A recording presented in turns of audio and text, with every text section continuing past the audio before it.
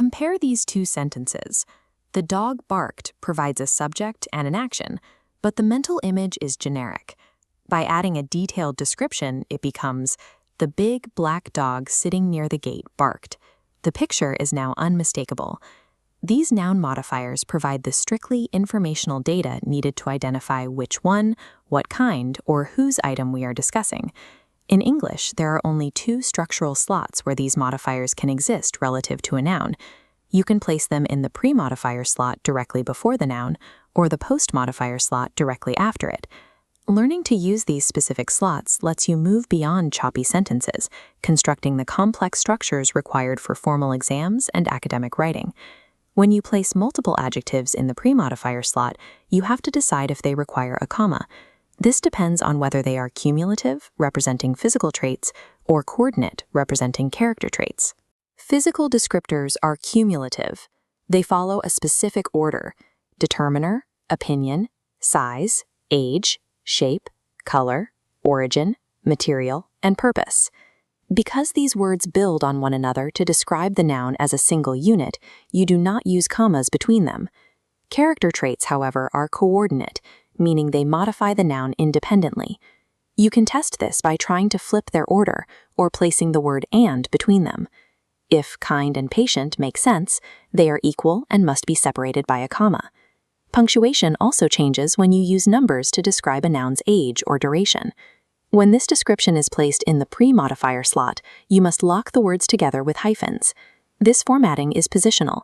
If you move that same phrase so that it appears after the verb, the hyphens are no longer necessary and must be removed.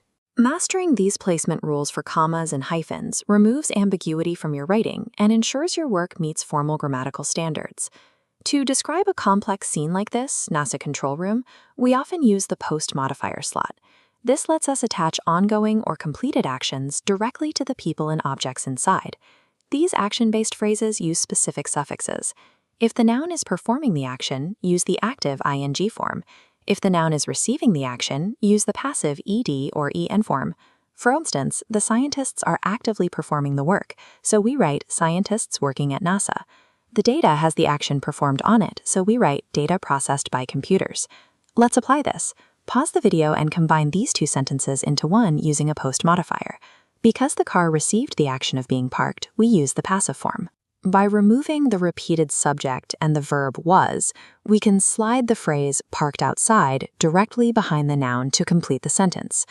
Determining whether the noun is the doer or the receiver of the action is the diagnostic step for building accurate post modifiers. In advanced exam scenarios, you may be asked to combine 3 separate sentences into one. This requires utilizing both the pre- and post-modifier slots simultaneously. First, isolate the primary noun, doctor. We take the descriptive adjective experienced and move it into the pre-modifier slot. Next, we take the action works at Apollo. Since the doctor is the doer, we convert the verb to the active ing form and park the phrase in the post-modifier slot.